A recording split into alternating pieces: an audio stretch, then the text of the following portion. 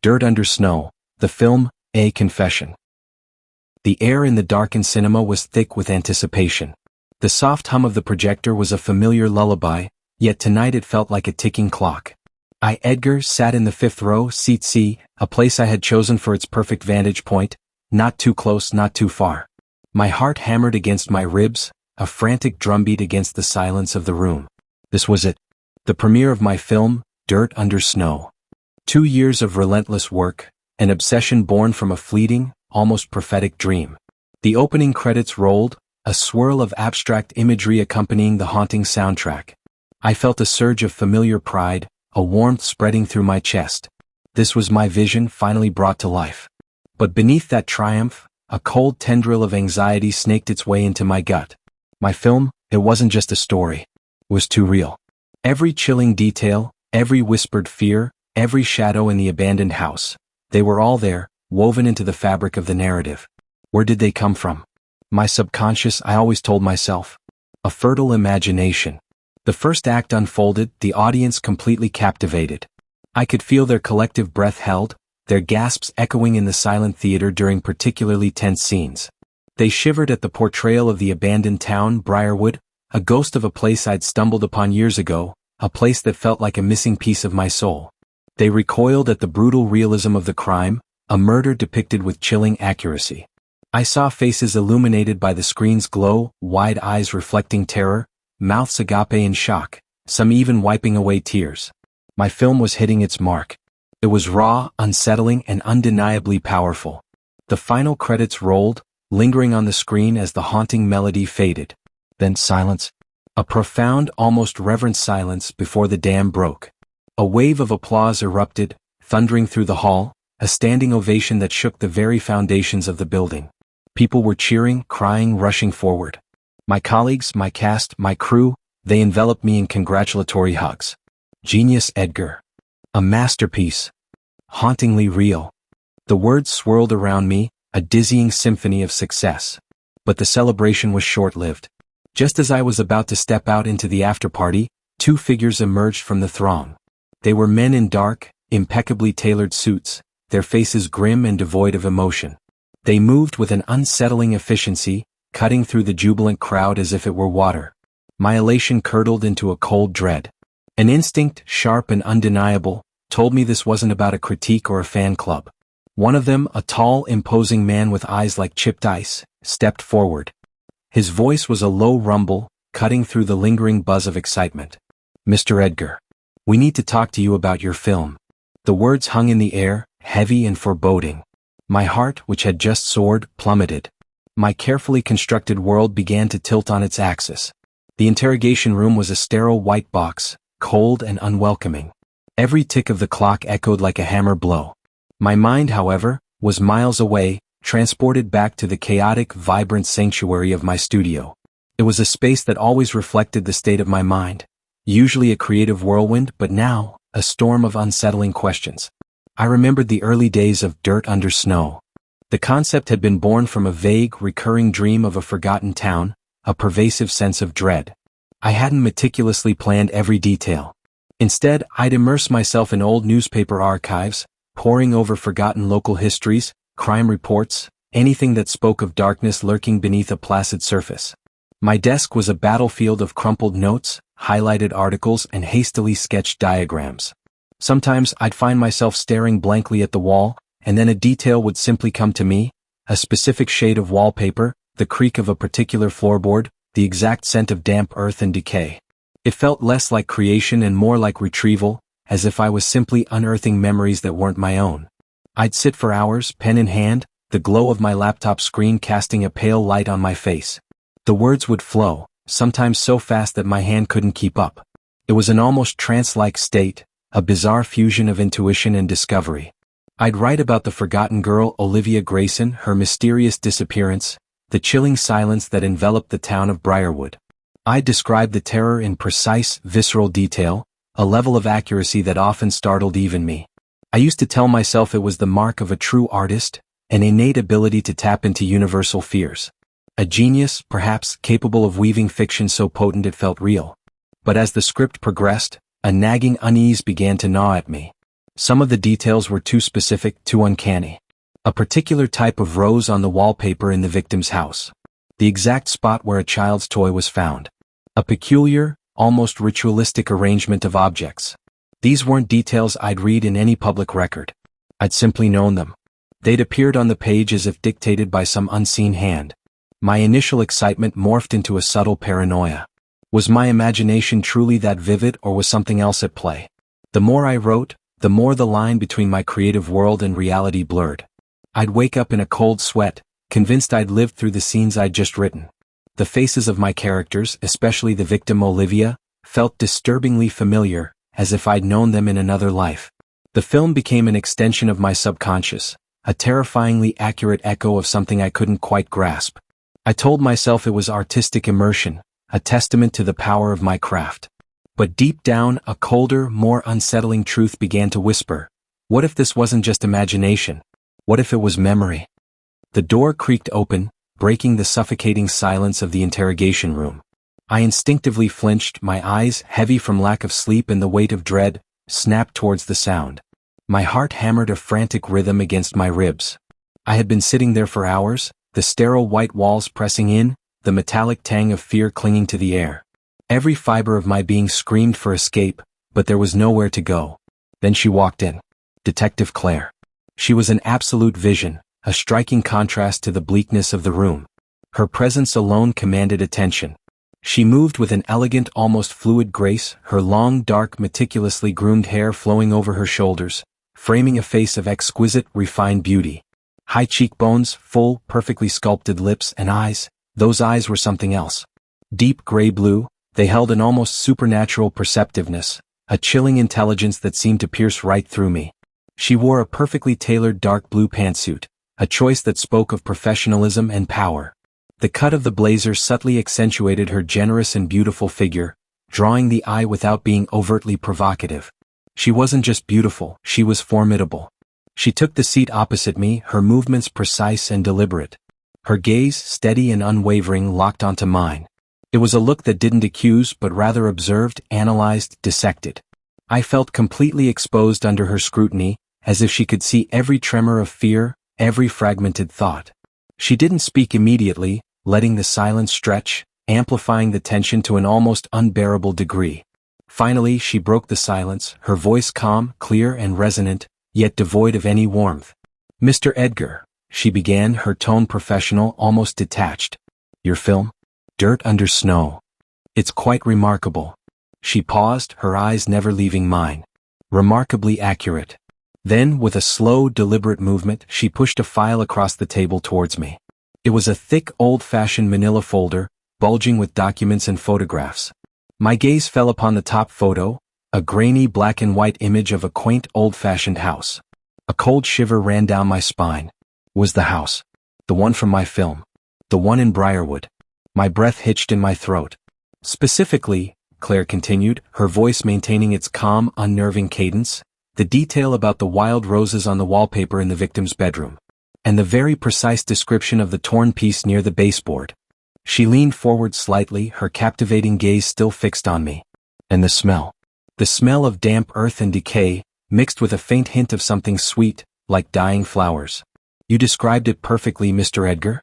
Even the way the old wooden stairs creaked, only on the 5th step." My mind reeled. These weren't public details. These were the very intuitive flashes I'd prided myself on, the specific, almost obsessive minutiae I'd invented for my film. How could she possibly know? How could anyone know? A wave of nausea washed over me. The world spun. My carefully constructed reality, the one where I was a brilliant artist, began to crack, threatening to shatter completely. The cold, sterile room seemed to close in, and the detective's beautiful, unyielding face became the embodiment of my burgeoning terror. The cold, clinical words of Detective Claire had plunged me into a chilling abyss of memory. My mind raced back years ago to a different life, a different version of myself. I was younger then, driven by a nascent artistic curiosity, searching for inspiration in forgotten corners of the world. I distinctly recalled the day I found Briarwood. I was driving my old, trusty Chevrolet, a relic of a bygone era, down a narrow, forgotten road. It was overgrown, grass pushing through cracks in the asphalt, trees forming a dense, almost ominous tunnel overhead. The air was thick with a strange, melancholic silence, broken only by the hum of my engine. It felt like I was entering a hidden realm, a place untouched by time, a ghost of a path leading to a ghost of a town. My eyes, then bright with naive curiosity, scanned the fading landscape, searching for something, anything to spark an idea. And then Briarwood appeared. It wasn't on any map I owned. A cluster of derelict houses, their windows like vacant eyesores, staring out at nothing. Rusty swings on a decaying playground creaked eerily in the wind, a phantom lullaby for forgotten children. Overgrown weeds consumed everything, reclaiming the cracked streets, creeping up the sides of crumbling porches. It was a place steeped in decay, a silent testament to a life that had simply ceased to be. I was captivated by its desolate beauty, its profound sense of abandonment. It was the perfect backdrop for the dark, psychological thriller stirring in my mind. Driven by an irresistible pull, I stopped the car and stepped out, the silence of the town pressing in on me. I wandered through the spectral streets, my footsteps echoing unnervingly. Then I found that house. The one with the faint remnants of a life lived, a life violently interrupted. I pushed open the warped wooden door and stepped inside, the air heavy with dust and the scent of age. My eyes scanned the room, drawn to the peeling wallpaper. And there it was. A pattern of wild roses, faded and discolored, but unmistakable. And near the baseboard, a torn piece just as I had pictured it in my script. A shiver, cold and electric, ran down my spine. It wasn't a mere artistic detail anymore. It was a tangible, unnerving link. I reached out, my hand, which usually shaped worlds from imagination, now trembled slightly as it touched the rough, decaying paper. A strange sensation like a cold current shot through my arm. It wasn't just déjà vu, it was something deeper, more unsettling. It felt like a memory, a chilling whisper from a time I couldn't place. I dismissed it, of course. Attribution bias, a powerful imagination. But the seed of doubt, the first tremor of true fear, had been planted. Claire's words about the roses and the smell of decay echoed in my ears, bringing me back to the stark reality of the interrogation room. My heart was a frantic drum, drowning out the logical part of my brain. Olivia Grayson, she had said. Missing 20 years ago. 20 years. The same number. The same chilling coincidence. My mother. My mother had died exactly 20 years ago. Not disappeared. Died. It was an accident. Or so I had always been told. But the convergence of these details, the name, the timeline, the town of Briarwood, where I had somehow known every terrifying detail of a cold case, it was too much. A wave of nauseating realization washed over me. Could there be a connection I'd never known? Could my mother's death, always shrouded in a vague, unsettling silence, be linked to this unspeakable crime?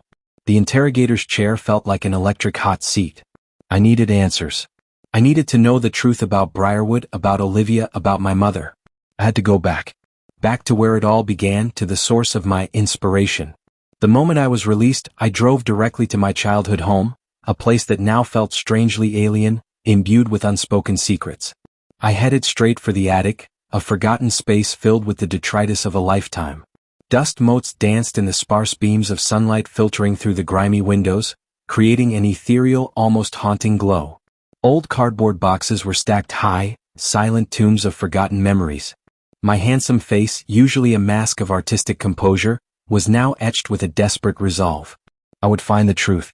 I plunged into the dusty archives, my hands, usually so precise and controlled, now frantic. I sifted through old letters, faded photographs, forgotten trinkets. Each item was a piece of a puzzle I was desperate to solve. I found my father's old uniform, a stack of his police reports from his time on the force, all neatly tied with string. My mind raced, trying to connect the pieces. Could he have known something? Could his past in law enforcement be linked to this chilling synchronicity? Then, my fingers brushed against something small, leather-bound, tucked away at the bottom of a box. A diary. My father's. I remembered seeing it as a child but never dared to open it. It felt too personal, too sacred. Now it felt like the key to everything. My heart pounded as I opened it, the pages yellowed with age. His neat, familiar handwriting filled the first few pages, mundane entries about daily life. But then it changed. The script grew erratic, hurried, almost frantic. And the words stole the breath from my lungs. It was all there. Descriptions of the Briarwood house, the wild rose wallpaper, the specific scent. The exact placement of a child's forgotten toy. The fifth step on the creaking stairs. Details I had invented for my film. Details that only a killer or a witness could possibly know. My face already pale, contorted in utter horror. My vision blurred, tears stinging my eyes. I clutched a faded photograph I'd just unearthed, a picture of myself as a small boy, standing right in front of that house in Briarwood. On the back, in my father's distinct handwriting, was a date. A date from exactly 20 years ago. The day my mother died. My mind screamed. This wasn't an accident. This wasn't coincidence. This was something far, far worse. The attic became my prison. The musty air, laden with the dust of forgotten lives, pressed down on me. Sleep was a distant memory. I sat amidst the scattered debris of my family's past, yellowed photographs, my father's meticulous notes, and that cursed diary, all confirming the unthinkable. My elegant suit, worn for the premiere, was now rumpled and stained, a testament to my sleepless descent into madness. My mind was a tangled knot of terror and disbelief. The film wasn't a premonition, it was a memory. But whose? A sudden, insistent pounding on the front door shattered the oppressive silence. My blood ran cold. It had to be them. The police. I stumbled down the stairs, my legs heavy with exhaustion and dread, to face the inevitable. The moment I opened the door, they flooded in. A team of officers, their faces grim, their movements precise and authoritative. Leading them was Detective Claire. She was as strikingly beautiful as ever, her long, dark, well-groomed hair pulled back slightly, her meticulously tailored dark blue pantsuit subtly accentuating her generous and beautiful figure. But her gaze, usually analytical, now held a chilling finality. Her eyes, deep gray blue, seemed to absorb all light, reflecting my grim reality. She wasn't just investigating, she was executing a verdict. I stood frozen, watching them invade my home, searching for something I already knew they'd find. A profound sense of resignation washed over me. Claire moved with an eerie efficiency, directing her team. She approached my desk, a place that had once been my sanctuary, now a crime scene. My gaze was fixed on her, dread coiling tighter in my stomach. She picked up a small, unassuming hard drive, the kind I used for old projects. My heart leaped into my throat. No, it couldn't be. With a calm, almost surgical precision, she connected it to her laptop. The screen flickered to life. And then there it was. Grainy, shaky, raw footage. Briarwood. The abandoned house. My younger self, with a camera in hand, navigating the decaying rooms, capturing every chilling detail. The wild rose wallpaper, the creaking stairs, the exact spot where the toy was found. My breath hitched. It was my own footage. But I had no memory of filming it. None. My hands flew to my head, my mind screaming in disbelief. This footage, Claire's voice was a low, steady hum devoid of triumph, was shot by you, Mr. Edgar. On a camera registered in your name. Filmed 20 years ago. The exact day Olivia Grayson disappeared. The world fractured. I collapsed to my knees, my handsome face contorted in a mask of pure agony. Tears streamed down my cheeks, hot and bitter, blurring the terrifying images on the screen. My film. My masterpiece. It wasn't a work of fiction. It was a terrifying, forgotten confession. I looked up, through a haze of tears, at the faces of the officers, at Claire, their expressions unreadable, perhaps pitying, perhaps condemning. My artistic genius, my pride, my very identity, had become my undoing. I was a man lost in his own creation, condemned by a truth he couldn't remember. My own footage, my own silent confession, was the final blow. I felt the ground crumble beneath me. Claire stood nearby, her face flawless, but now I saw not triumph in her eyes, but a deep, almost imperceptible weariness. She looked at me, at my tears, and unlike the stern officer behind her, her gaze held a strange understanding, not condemnation. It was peculiar, as if she herself were on the verge of some revelation. Mr. Edgar. Her voice was soft, barely audible in the tense silence. We found something else. Among your personal belongings. This diary. She placed a small, worn leather book on the table. I recognized it immediately. It was my father's diary, Nathan's. I had seen it before but never read it, considering it too personal, too painful. I remembered stumbling upon it when researching old documents for my film, and at the time I thought some of his entries might be a wonderful source of inspiration for the script, especially those where he described his thoughts on crime and human vices. We compared the handwriting, Claire continued, her gaze never leaving mine. The first few pages, that's your father, a former police officer, Nathan. But then the handwriting changes. It becomes nervous, hurried. And the descriptions, they become incredibly detailed, Mr. Edgar. descriptions you used in your film. My gaze slid across the diary's pages. At first, my father's entries about routine work, his reflections on justice. But then appeared those very phrases, those very details I considered my intuitive flashes, my inventions. There was the description of roses on the wallpaper, the creaking stairs, the smell of dampness in the house. Even the phrase about hope flickering like the last ember of a bonfire was all there. But it wasn't quite my father's handwriting, though not quite mine either. Your father? He was an officer in that town, Briarwood, Claire said softly, as if afraid to disturb the fragile balance of reality. The year Olivia Grayson disappeared, he was one of the first on the scene. He saw everything. He saw what no one else did. What didn't make it into public reports. Suddenly, all the pieces of the puzzle began to fit, but not into the picture I had imagined. I wasn't the criminal. But neither was I, the genius who predicted the crime. My father, Nathan. He was there. He saw. He knew. And he wrote it all down in the diary. He hid it, my voice was barely audible. Hid it from me, from everyone. Why?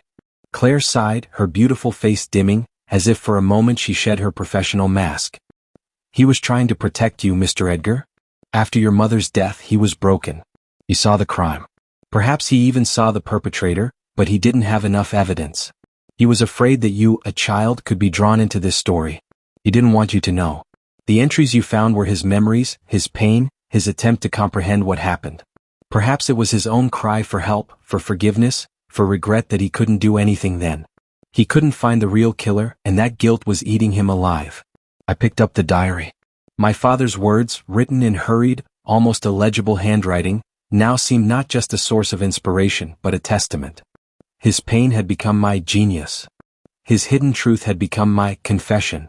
I, Edgar, the director who made a film about a crime, turned out to be merely a mirror reflecting someone else's hidden tragedy. My father, who was once my rock, turned out to be the bearer of a secret that destroyed me. But, the police. My voice trembled. You can see that this isn't my confession. Claire nodded, but her gaze was sad. We see that, Mr. Edgar. But society? The press? They have a confession in the form of your film. A film that recreated with extraordinary detail what only the criminal knew. And even if we prove it was your father, his notes, you will be linked to this forever. This will be your story. And it seems society already has its culprit. The one who created a truth so convincing that it became more terrifying than any fiction. I felt a heavy iron curtain descend, separating me from the world. I made a film about a crime. And the police decided it was a confession. And now, even knowing the truth, I understood that the fight would be almost impossible. For the world believed what it saw on screen, not what my tormented soul felt. My fate was sealed. I was forever branded by my own creation, which had become my sentence.